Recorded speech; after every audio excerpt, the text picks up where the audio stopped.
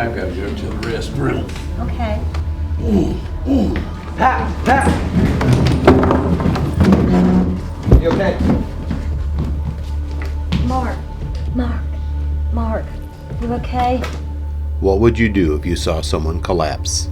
You know to call 911, but did you know if you start hands-only CPR, the new CPR without mouth-to-mouth breathing, you will significantly increase that person's chance of survival. Hands-only CPR can double or even triple a victim's chance of survival. You do not need to be certified to perform hands-only CPR.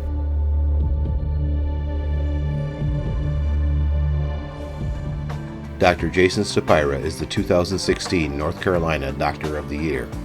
He is an EMS medical director and an emergency physician. He is an assistant professor at the Department of Emergency Medicine at the Wake Forest University Baptist School of Medicine in Winston-Salem, North Carolina. He has worked diligently for over 25 years to become an expert in cardiopulmonary resuscitation.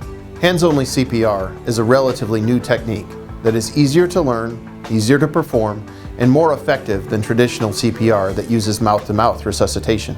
If you witness someone collapse from sudden cardiac arrest, taking prompt action could save their life if you follow these simple steps. I know hands-only CPR. Let me help. First, place the victim on their back and check for responsiveness by shaking and shouting at the person or rubbing their chest bone hard with your knuckles. Next, direct someone to call 911. Ma'am, what is your name? Kathy. Kathy, call 911. If you are alone, you will have to make the call yourself before you begin chest compressions.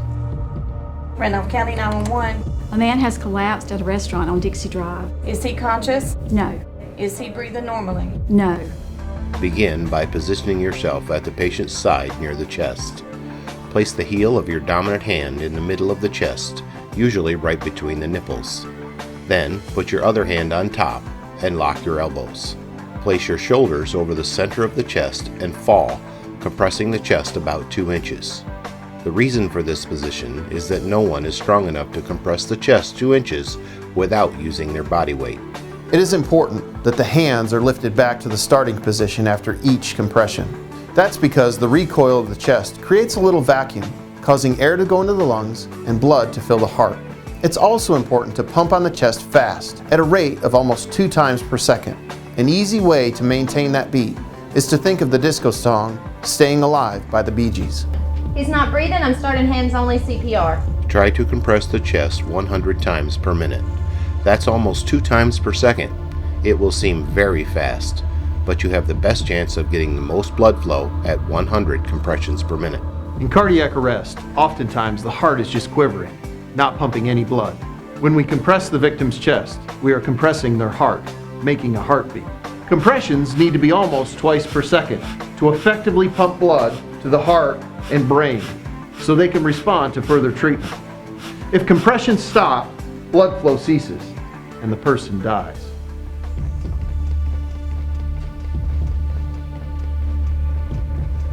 What if the person gasped?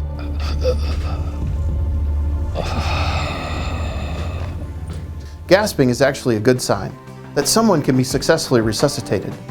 If the patient gasps while you're doing chest compressions, continue giving hands-only CPR. Can you hurt someone by doing chest compressions so deep? No, you can't.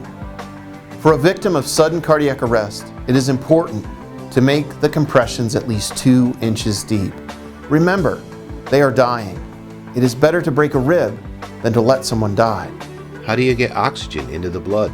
If it is an adult that collapses from a cardiac problem, then they typically already have enough oxygen in their body for several minutes. It's a matter of circulating that oxygen to the tissues that need it. Most importantly, the brain and the heart, so they can respond to treatment. For every minute that you delay CPR, the victim's chance of survival drops 10%. So if we wait 5 minutes to start CPR, the victim's chance of survival is less than 50%. We want 911 to be called immediately when someone suffers a sudden cardiac arrest, followed by hands-only CPR until the paramedics arrive. If this happens, we will significantly increase the person's survival rate, but we need your help to do this. It may even save the life of someone you know. What if you get tired of doing hands-only CPR until paramedics arrive? It can seem like an eternity waiting for the paramedics.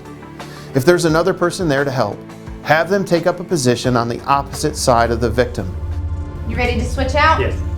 You can alternate compressions as you get tired, but try to do compressions for 2 minutes before you quickly switch.